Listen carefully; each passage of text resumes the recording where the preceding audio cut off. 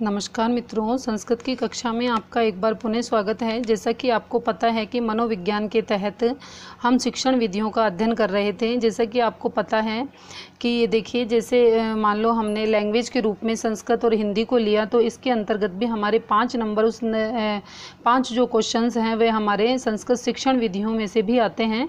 अतः हम इनका भी विस्तार पूर्वक अध्ययन कर रहे थे। तो हमने जो पिछले वीडियो के अंतर्गत हमने पठन से रिलेटेड, मतलब पठन शिक्षण की विधियों का हमने अध्ययन किया था, जिसके अंतर्गत हमने वर्ण उच्चारण विधि और अक्षर विधि को हमने पढ़ लिया था। फिर नेक्स्ट हमारी थी पद पद्धति। अगर नेक्स्ट क्या थी? पद पद्धति। अब देखिए पद पद्धति क्या है। इस पद्धति के पदों के आधार पर पठन प्रक्रिया चलती है। इस पद्धति में क्या होती है? पदों के आधार पर, अर्थात पदों के आधार पर पठन की प्रक्रिया चलती है। पदों के माध्यम से अपरिचित शब्दों का अर्थबोध कराया जाता है। छात्र पदों को पढ़कर पदों के निहित शब्दों व अक्षरों का ज्ञान प्राप्त करते हैं। ठीक है भाई, जैसे मान लो पद है ना, गद्य और पद 2 होते हैं। तो पदों को पढ़ करके इसमें जो इनके अक्षरों में जो निहित जो ज्ञान होता है ना, उसको प्राप्त किया जाता है। ठीक है। अब एक होता है वाक्य।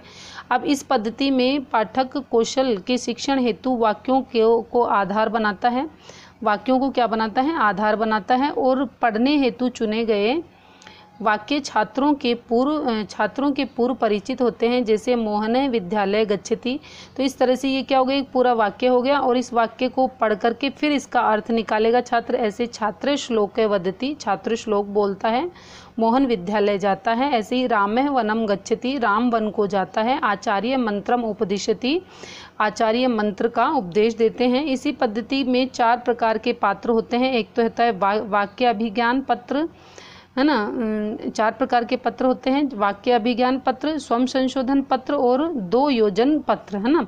इसी तरह से अब आगे देखिए कथा पद्धति। कथा पद्धति क्या होगी? कहानी के रूप में होती है। इस पद्धति में छात्र किसी परिचित कथा के आधार पर छोटे छोटे वाक्यों का निर्माण करता है तथा एक वाक्य के आधार पर एक चित्र बनाता है तथा इस चित्र के नीचे उससे संबद्ध वाक्य को लिखता है। तथा इस कथा पद्धति में छात्र कथा में आए हुए वाक्यों में आए हुए पदों और पदों में आए हुए अक्षरों को ज्ञानार्थ पढ़ता है। अब देखो इसमें क्या होता है, देखो कहानी है। जैसे मान लो कहानी के माध्यम से यदि हम किसी को पठन, जैसे मान लो खरगोश और कछुए वाली कहानी है, तो खरगोश और कछुए वाली कहानी को बच्चे को थोड़ा इंटरेस्टिंग बना करके उससे रिलेटेड वाक्य बना करके हम बच्चों को पढ़ना सिखाएंगे कि किस तरह से बच्चा पढ़ेगा। ऐसी ही चित्र विधि होती है। इसे देखो और कहो विधि भी कहते हैं।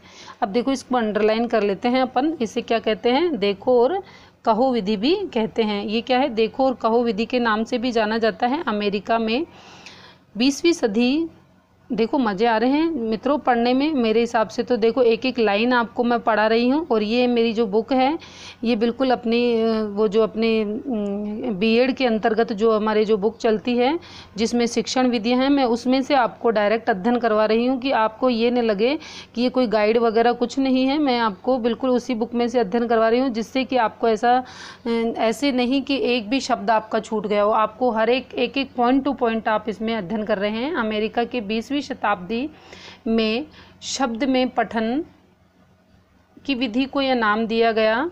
इसमें छात्रों के सामने शब्द के साथ चित्र भी प्रस्तुत किया जाता है। छात्र वह पहले देख करके कुछ समझता है और फिर बोलता है। इस विधि में यह आवश्यक है कि चित्र छात्र के ज्ञान क्षेत्र के अंतर्गत हो तथा श्यामपट्ट पर चित्र बनाकर अथवा लिखकर उसके सामने शब्द लिखकर पढ़ने का सही अभ्यास कराया जाता है। एतते किम, ऐसे पूछो एतते किम, ये क्या है? तो अब वो चित्र दिखा करके आपको बता दिया जाएगा। ठीक है। बोर्ड पर अब जैसे छोटे बच्चों को पढ़ाते हैं ना अपन, 1 से 5वीं तक के बच्चों के अंतर्गत अभी भी यही चलता है कक्षा के अंतर्गत कि है ना, एक तरफ चित्र होता है और एक तरफ सेंटेंस लिखा हुआ होता है। ठीक है ना।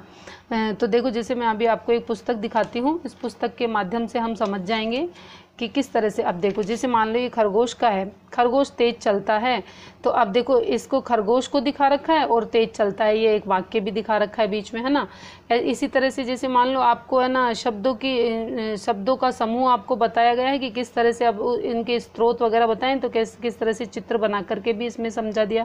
तो यह जो विधि होती है इसको क्या कहते हैं, चित्र विधि भी कहते हैं, या फिर देखो और कहो विधि के नाम से भी इसे जाना जाता है। देखो अब इसके बाद देखो आगे, बनाकर अथवा दिखाकर उसके सामने शब्द लिख करके पढ़ने का सही अभ्यास करवाया जाता है। एतते किम, इस तरह से बोला जाता है।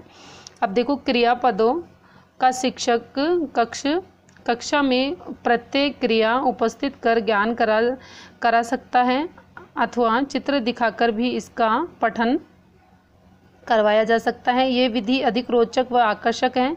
इसमें चित्र के साथ में बालक के मनस पटल पर शब्द भी अंकित किए जाते हैं। धीरे धीरे बालक अन्य शब्द भी बताने लगता है तथा यह एक मनोवैज्ञानिक विधि है, क्योंकि अर्थ की इकाई शब्द है और वर्ण नहीं। अर्थ की इकाई कौन होगी, शब्द होगी। ठीक है, अर्थ अगर किसी का भी यदि हमको अर्थ निकालना है तो सबसे पहले उसका क्या आना चाहिए, हमको शब्द आना चाहिए, वर्ण नहीं। अब देखिए, इस विधि में पठन की गति तीव्र हो जाती है। छात्र प्रत्येक वर्ण पर अटकता नहीं है, क्योंकि चित्र देखते बता देता है। छात्र चित्र को देखा और बता दिया कि भाई ये क्या है, तो उसमें अटकन नहीं आएगी कहीं किसी प्रकार की भी। और यह प्रारंभिक स्तर के लिए उपयुक्त है।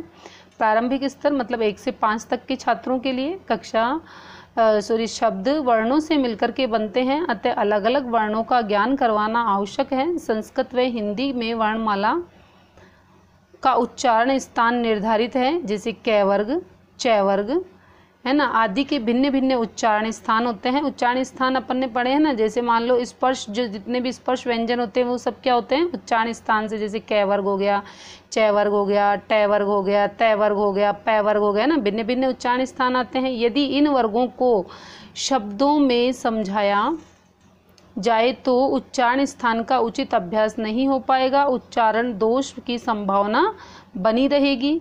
और इस तरह से अगली जो विधि है वह है ध्वनि साम्य विधि। ध्वनि साम्य विधि में देखो क्या आता है।